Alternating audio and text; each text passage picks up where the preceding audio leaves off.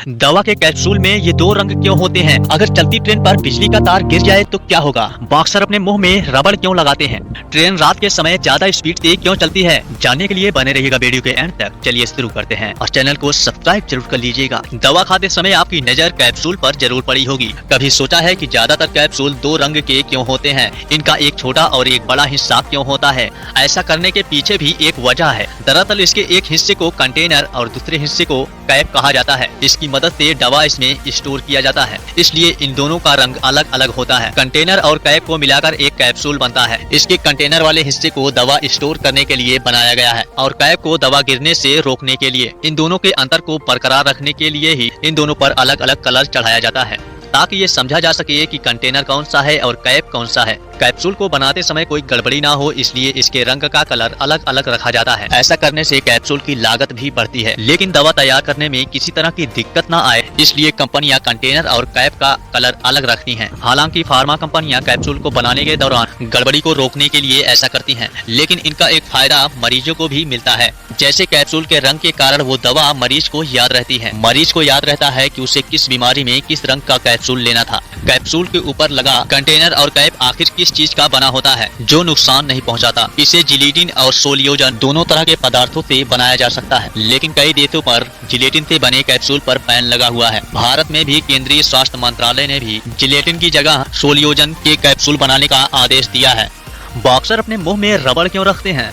दोस्तों, आपने अक्सर बॉक्सिंग मैच तो जरूर देखा होगा कि दोनों तरफ के बॉक्सर बॉक्सिंग करने से पहले अपने मुंह में एक चीज रखते हैं जो एक रबड़ होता है। आखिर बॉक्सर अपने मुंह में ये रबड़ क्यों रखते हैं? आखिर इसका कारण क्या हो सकता है? दरअसल दोस्तों, उस रबड़ को माउथ गार्ड बोलते हैं और यह रबड़ का बना होता है और उस रबड़ को मुंह में रखने के दो कारण होते हैं। पहला यह है कि रबड़ दांत से होंठ को कटने से बचाता है और दूसरा कारण यह है कि हमारे दिमाग को भी बचाता है, क्योंकि जब बॉक्सर बॉक्सिंग के दौरान जबड़े पर पंच मारता है तो उसका सीधा असर दिमाग पर होता है, जिससे खिलाड़ी बेहोश हो सकता है और खेल जल्दी खत्म हो जाएगा। इसलिए बॉक्सर अपने मुंह में रबड़ को रखते हैं। अगर चलती ट्रेन पर बिजली का तार गिर जाए तो क्या होगा? इंडियन रेलवे ट्रेन कभी भी नहीं रुकती, यह बात हम अच्छे से जानते हैं। भारतीय रेलवे अपने यात्रियों को एक जगह से दूसरे जगह छोड़ने में हमेशा कामयाब रहती है। जब मौसम बहुत ज्यादा खराब हो जाता है तो खतरनाक परिस्थितियां आ जाती हैं, तो ट्रेनों का रूट बदल दिया जाता है, लेकिन उसको कभी रोका नहीं जाता। यदि बहुत ज्यादा बारिश हो रही हो और पानी ट्रैक पर भर गया हो तो ही ट्रेन को रोका जाता है, अन्यथा ट्रेन लगातार चलती रहती है।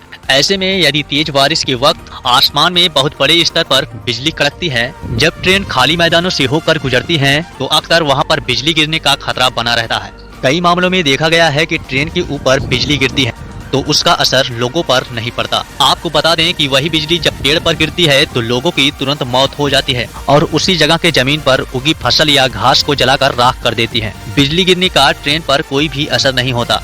आपको बता दें कि ट्रेन की पूरी बॉडी लोहे और स्टील की बनी होती है। जैसे ही ट्रेन के ऊपर बिजली गिरती है तो यह बिजली ट्रेन की बॉडी से होते हुए पटरियों पर चली जाती है। पटरियों में एक अर्थिंग डिवाइस लगा रहता है जो इस बिजली को ग्राउंड कर देता है। बता दें, ये पटरियों पर जगह जगह पर लगा अर्थिंग डिवाइस नजर आता है। हमारी नजरें तो इस डिवाइस पर पड़ती हैं, लेकिन हमें समझ नहीं आता कि आखिर ये है क्या। रात को ट्रेन दिन के मुकाबले तेज क्यों चलती है? दरअसल दोस्तों, रात को ट्रेन कई कारणों से तेज चलती है। जैसे रात के वक्त दिन के मुकाबले इंसानों और जानवरों को रेलवे ट्रैक पर कम आवाजाही रहती है, और तो और रात को रेलवे ट्रैक पर मेंटेनेंस का काम भी नहीं होता, इसलिए ट्रेन दिन के मुकाबले रात को तेजी से चलती है। इसी के साथ हम आपसे विदा लेते हैं। अगर आपको वीडियो अच्छा लगा है तो एक लाइक कर दो और चैनल पर नए हैं सब्सक्राइब कर लो। फिर मिलते हैं अगली वीडियो में, तब तक जय हिंद।